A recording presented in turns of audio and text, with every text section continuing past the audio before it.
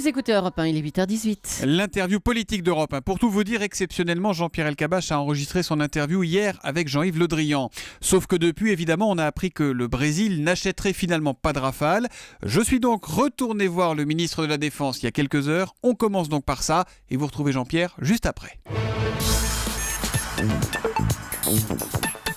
Bonjour Jean-Yves Le Drian. Bonjour. Le gouvernement brésilien n'achètera pas de Rafale. C'est le Suédois Saab avec son Gripen qui rafle le contrat portant sur l'achat de 36 appareils pour un montant estimé à environ 5 milliards de dollars.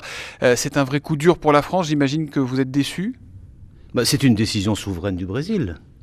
Ça fait depuis plusieurs années que le gouvernement français, la société Dassault, d'autres partenaires expliquent aux Brésiliens que le Rafale est un avion de très haute technologie et qui pouvait répondre aux besoins du Brésil. Ils en ont décidé autrement, c'est leur libre responsabilité. Mais je fais remarquer deux choses.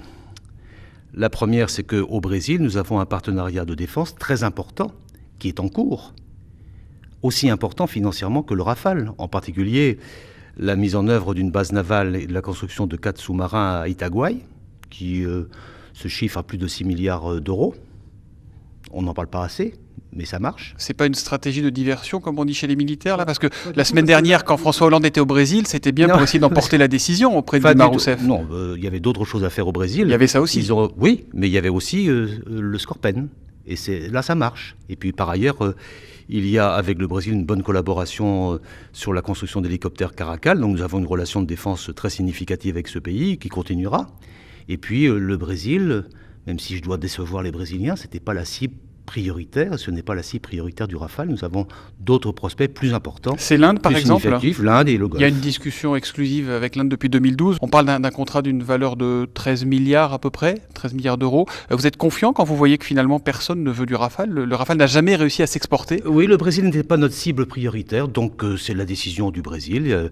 Elle regarde les autorités de ce pays. Nous avons de bonnes raisons de croire que sur l'Inde et sur le Golfe, il y aura bientôt des résultats. Mais le Rafale est trop cher aujourd'hui? Non, le Rafale est un avion de haute technologie qui, aujourd'hui, est très compétitif par rapport aux missions que certains pays veulent lui donner. C'est aussi un échec industriel, un échec économique pour la France? Bon, écoutez, non, enfin, vous êtes dans l'exagération. La réalité, c'est qu'avec le Brésil, nous avons des relations de défense très significative, qui se monte à 6 ou 7 milliards de dollars. C'est très important et ça se continuera. Il n'y a pas d'échec à cet égard. Il y a une déception sur une cible qui n'était pas la cible prioritaire. Il faut poursuivre le programme Rafale coûte que coûte? Mais bien sûr. C'est un très bon avion. La France en est très satisfaite. Au Mali et ailleurs, cet avion a fait preuve de ses capacités, de ses performances et il le montrera dans d'autres prospects que nous avons aujourd'hui en exploitation et qui seront, j'en suis convaincu, seront aboutis rapidement. Mais aujourd'hui, il n'y a que l'armée française qui prend des Rafales, qui se sert des Rafales. Et s'en porte bien. Et elle s'en porte bien. Jean-Pierre Elkabbach, c'est à vous. Aujourd'hui et demain, sommet européen de la défense. Bienvenue Jean-Yves Le Drian, bonjour. Bonjour. Merci d'être avec nous. Il était temps. C'est le premier sommet consacré à la défense depuis 5 ans. Vous l'avez préparé, vous l'avez voulu.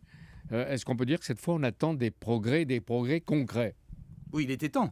C'est d'ailleurs assez invraisemblable que depuis 5 ans, les chefs d'État et de gouvernement de l'Union européenne n'aient pas abordé les questions de défense. Ça montre l'urgence d'aborder ces questions ensemble. Il y avait 2 solutions. Ou bien on élaborait une stratégie européenne bien construite, bien organisée, avec comment on décide, comment on agit. On a essayé ça depuis 20 ans, ça n'a jamais marché. Et la France, dans la préparation de ce Conseil européen, a eu le souci de faire en sorte qu'il y ait des avancées concrètes, pragmatiques. Parce que l'Europe de la défense est essentielle en ce moment. Pourquoi ? D'abord parce que les Américains ont tendance à se regarder de plus en plus vers le Pacifique. Ensuite, parce que les crises sont là, les menaces sont là. On le voit en Méditerranée, on le voit en Afrique. Et donc, l'Europe est loin d'être à l'abri de ces risques et de ces menaces. C'est-à-dire c'est le moment aussi pour elle de prendre plus sa responsabilité en matière de défense. Et en plus, il y a la crise. Et donc, les budgets de défense sont contraints. Donc, tout cela milite pour que l'Europe de la défense fasse des pas concrets, pragmatiques, pour permettre d'avancer dans ce concept. C'est-à-dire qu'il y a deux mots, Jean-Yves Le Drian, qui vont bientôt être à la mode, par nécessité, coopérer, mutualiser. Oui, et le faire très concrètement, et non Alors, pas dans le exemple. discours. Par exemple, dans le domaine opérationnel, il y a une question de sécurité de nos approvisionnements maritimes, sécurité des routes maritimes. C'est vrai dans la Corne d'Afrique. On a mené une opération qui s'appelle l'opération Atalante, qui marche bien, qui est une opération européenne. Eh bien, ayons une stratégie de sécurisation de nos approches maritimes. Ça, c'est pour les mers et les océans. Ça, c'est pour aujourd'hui. Autre frontières. exemple, le Sahel. On voit bien que l'interrogation principale, c'est la sécurisation des frontières. Est-ce que l'Europe peut agir avec les pays concernés pour mener des opérations de sécurisation? Ça, c'est du concret.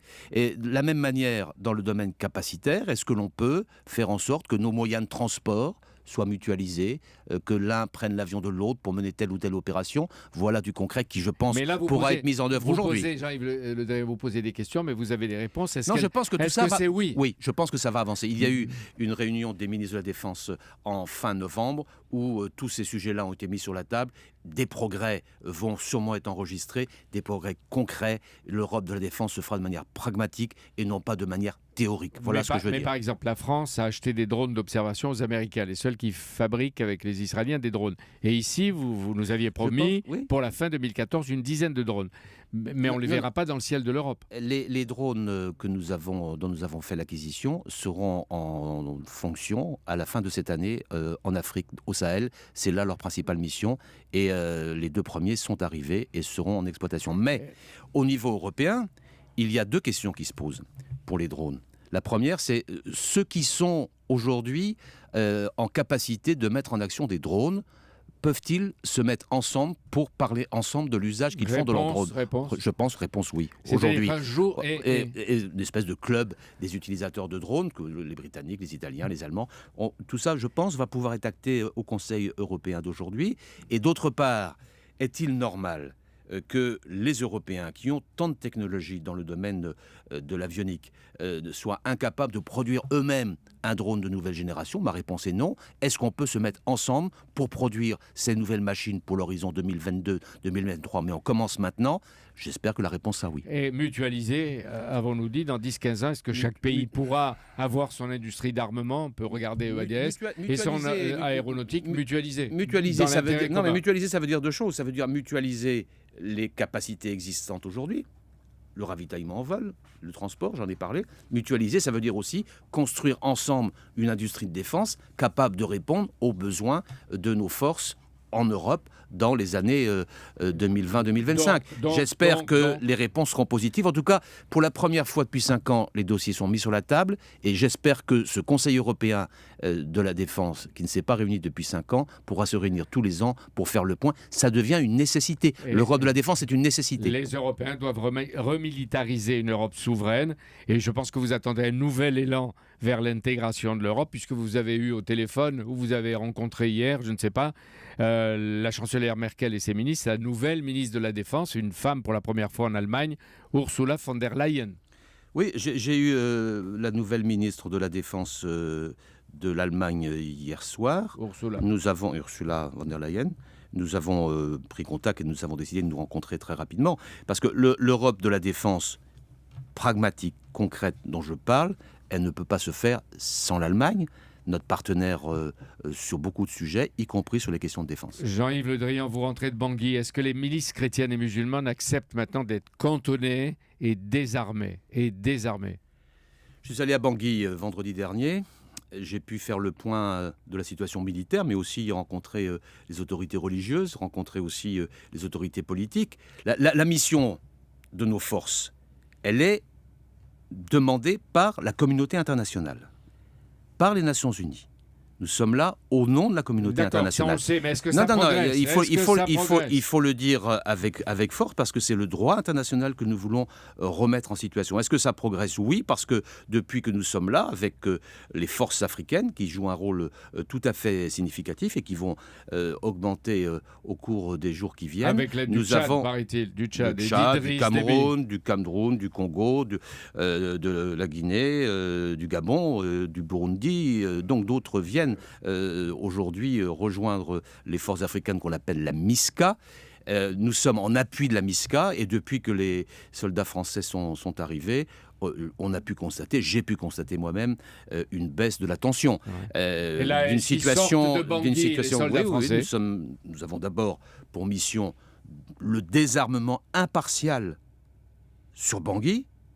Impartial, ça veut dire le même désarmement que ce soit pour ce qu'on appelle les anti-Balaka, c'est-à-dire ces milices qui se réclament plutôt du côté chrétien, et la Séléka qui se réclame plutôt du côté musulman, mais ce n'est pas si simple. On ne peut pas accréditer l'idée qu'il y ait des combattants chrétiens et des combattants musulmans, parce que les populations de Centrafrique ne se retrouvent pas dans cette situation conflictuelle, confessionnelle que certains veulent développer. Et le fait que les oppositions confessionnelles soient attisées, c'est le fait d'extrêmes, à la fois des Séléka et des anti-Balaka. Je suis très frappé, sur El Kabach, de la qualité des autorités religieuses là-bas, que ce soit l'imam de la conférence islamique, que ce soit l'archevêque ou que ce soit le président de la conférence évangélique. Ils appellent au calme, ils appellent à la sérénité, ils font en sorte que leurs représentants dans les quartiers fixent une population dans la sérénité, et cela aide beaucoup les forces françaises qui font un travail très difficile. Mais c'est bien que les autorités religieuses soient influentes maintenant, alors qu'elles n'ont pas été. Des pays européens vont, paraît-il, déployer des soldats en Centrafrique. On dit que les Belges promettent 150. Vous confirmez ? Laurent Fabius, à la réunion des ministres des Affaires étrangères lundi dernier à Bruxelles, a posé la question. D'abord, nous avons eu un soutien de l'ensemble des pays de l'Union européenne pour notre action en Centrafrique. Et chacun a décidé de réfléchir à la meilleure manière de nous aider. Certains ont déjà apporté leur soutien logistique, d'autres, je l'espère, apporteront leur soutien au sol. Mais chaque pays est responsable et autonome et prendra ses décisions comme il l'entend. Vous confirmez les Belges. Qui d'autre pourrait venir ? Je ne confirme rien tant que les gouvernements ne sont pas exprimés. Mais qui d'autre pourrait venir ? Je dis, je ne confirme rien. Mais qui vous souhaiteriez ? Le maximum. Mais pour l'instant, nous avons un soutien logistique et j'espère que nous aurons un soutien au sol. Ça permettra en particulier d'accélérer notre pénétration dans les autres villes de Centrafrique.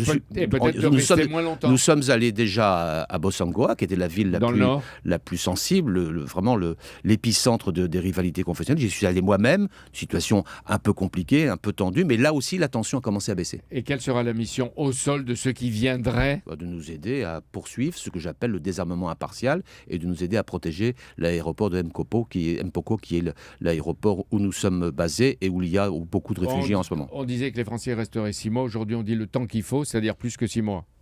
Donc, quand on commence une opération, ça fait que 15 jours.